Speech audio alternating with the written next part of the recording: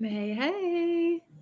So today I'm really excited. Sorry, I got this little thing in my way. I'm really excited to go over one of my favorite topics, which has become just like a dream topic this year that we've really gone into podcasting. So I thought where I would start with podcasting is going over just a general overview of some of our favorite tools that we use with our podcasting clients and to teach how to start your own show. So there's the DIY route, and then there's the route of hiring a team like ourselves to do the production. So if you're thinking about DIYing it, um, I want to show you some of the professional tools that we use.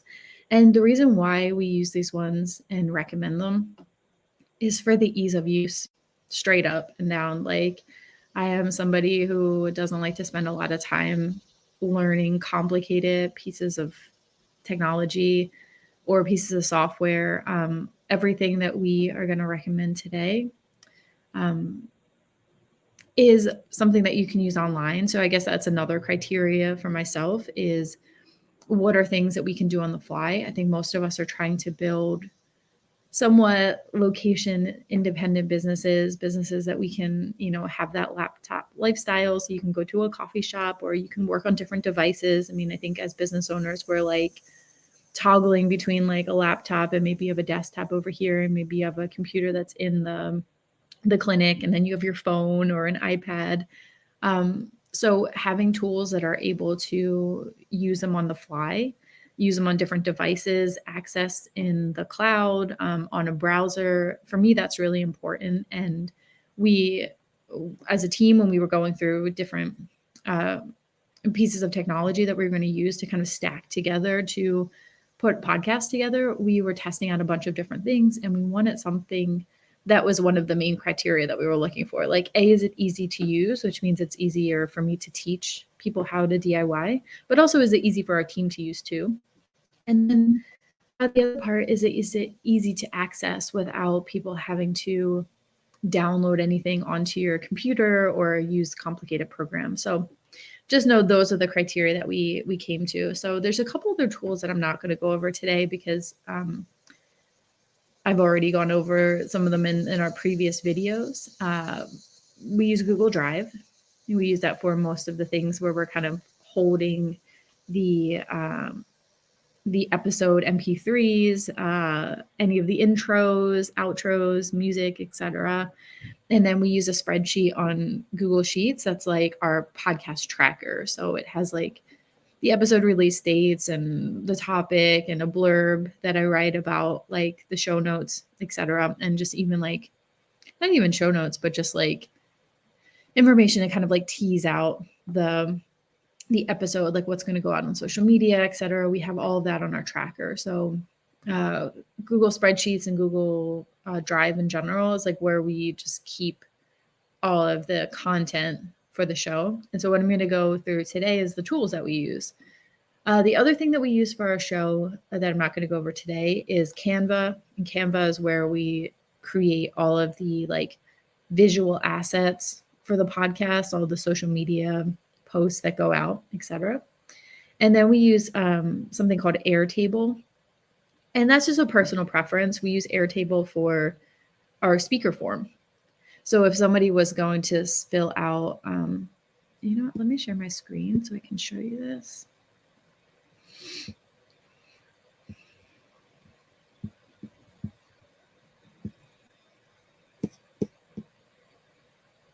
Okay.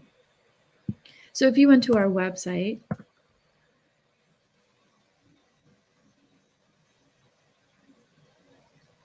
there's going to be a pop-up that pops up in a second.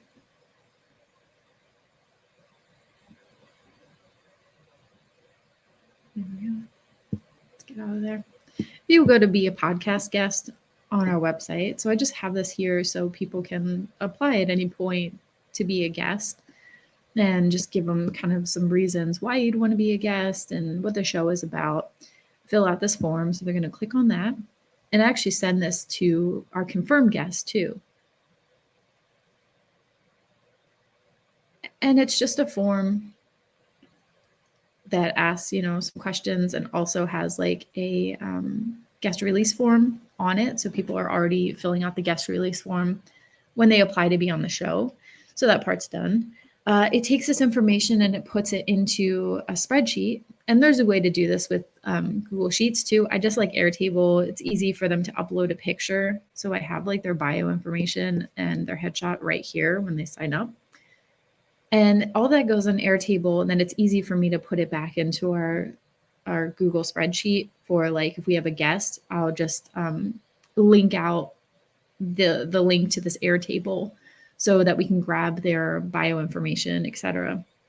I just wanted to show you this, like how it looks on our website. So I'm not going to go over the behind the scenes of Airtable, but that is the other program that we use. Now, I will also say, as a caveat here, and just so I'm sure that I'm transparent. So the editing program that I'm going to show you today for editing is not the one that we use. We actually use a professional tool because we are getting paid as professionals to edit the podcast. So the one I'm going to show you is the one I recommend for people who are DIYing.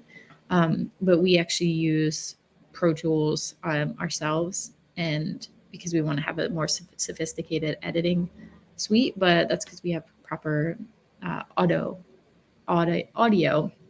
editors who are trained in using Pro Tools. So I want to make sure that I'm clear about that and why the sound on our podcast might be a little bit better than the sound that you might get when you're editing. But I think what I'm going to show you today is great for just kind of run and gunning, like doing the DIY side, doing some quick editing yourself on the fly. So let's go through, and I'm just going to show this to you in order of how I use these programs. So the first thing that we use is something called squadcast.fm, and in the group, we'll put affiliate links that we have for these. Some of them we are able to offer a discount. I can't remember if it's Squadcast or Buzzsprout, but one of them, you'll see it in the group. It's like if you sign up with our affiliate link, you get a $20 Amazon gift card if you stay a member, like on your second month, if you do 2 months. So it's worth it. You can get a little bit of a discount to go with our affiliate link, and it's no cost to you, and it supports the work that we do. So we'll put those in there. Squadcast, I use this is the start of the show, which is recording the episodes. So I either do this 2 ways. I either have a guest, or I'm recording this myself. So most of the time I tend to do more solo shows. I like recommending solo shows for our people as well, because it's where your people get to know about you. A lot of times if you just have an interview show, you're spending 20, 40, 60 minutes just showcasing that person and showcasing their expertise, and then sending people off to go check them out on social media. And you're not really like establishing yourself as the expert in the space. So I'm always encouraging our clients and students to spend more time actually you talking, people getting to know you and people learning from you, so that they start to see you as the expert in that. So if I have, when I'm on here and I go to create a new session, I'm just going to show you this from the back end. I'm just going to pick my show. We'll call it test. We'll schedule it for now. And let's say it's audio and video. And then this is the invitation link that you would send out to your guests. So this is where they can meet you in Squadcast. And I'll tell you why I like this. One is because it streamlines the whole process. A lot of us are out there.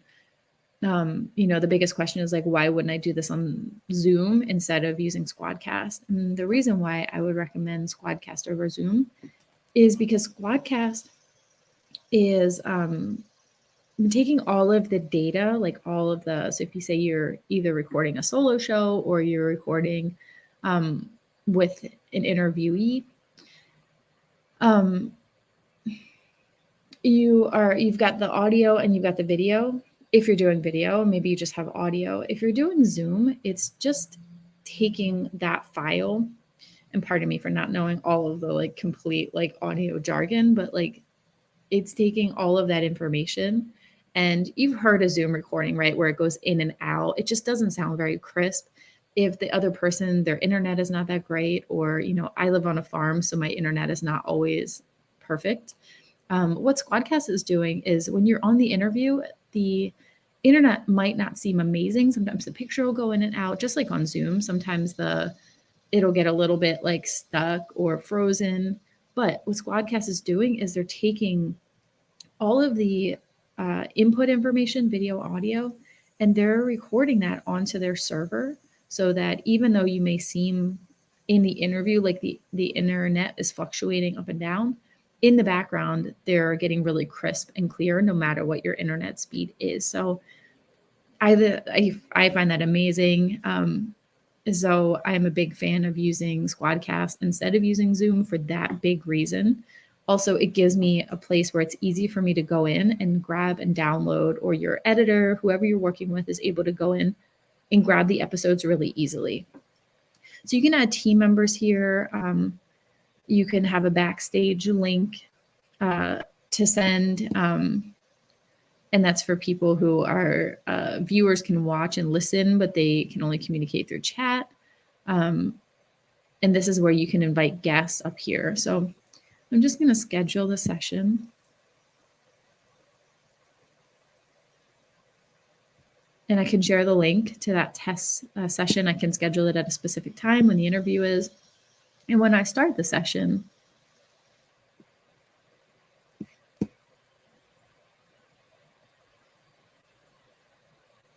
don't worry about any of this stuff. This has to do with my camera and with my microphone. I just want to show you, this is like the green room when we get ready, and then we'll go in, and I'm not going to have my camera on right now because I'm recording. So I don't want to double record because I'm already recording in StreamYard and streaming live.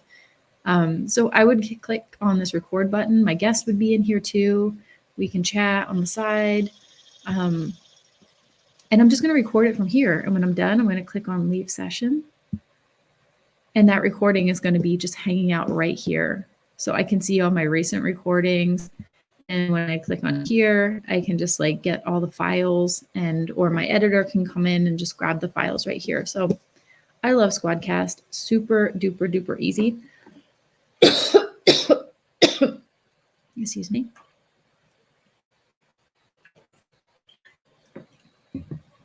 Okay.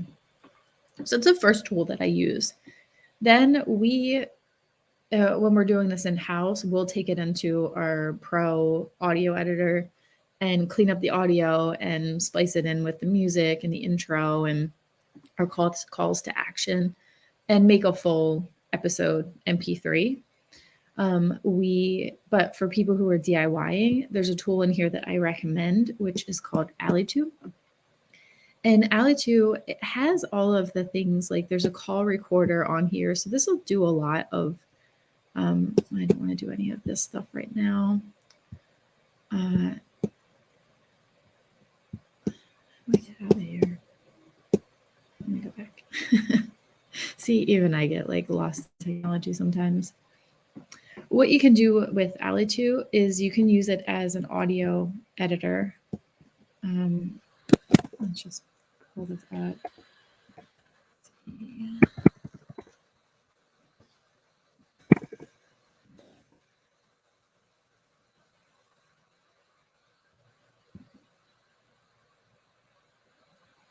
So they've got this really cool thing where you can drop files, audio files. I'm not going to go through all the DIY of like how you could do that. We've got an online program that's coming out pretty soon that's going to go through all the podcasting stuff.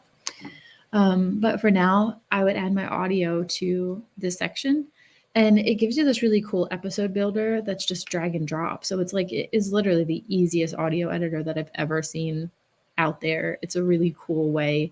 I recommend getting into this program and just testing it out yourself, or becoming a student of our podcast production course, which is all about how to DIY all of this. So for now, just wanted to let you know that Ali2 is the one that we recommend for people who are just doing their own editing. And then the last tool that we use is something called Buzzsprout. Buzzsprout is where we add all of our episodes and it broadcasts them out to all the different podcast providers like Spotify and iTunes and podcast players, etc. They also have this cool thing of monetization where you can inject ads into your episodes. And what I also like about this one is once we have episodes on here, we can go back and edit any of our episodes on the fly from here, and we can add in new calls to action. So, say, like, you're promoting something for a season, and all of your episodes are promoting that one thing. And then you're not promoting it anymore, and you want to go back in and you want to inject a new call to action because you've got a new course out or you've got a new live event.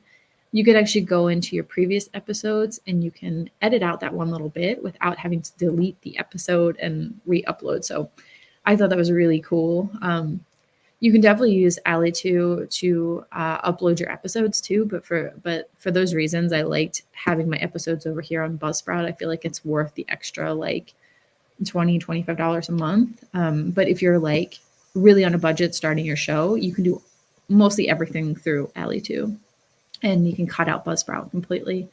I just like the monetization side of it. I like the stat side of it.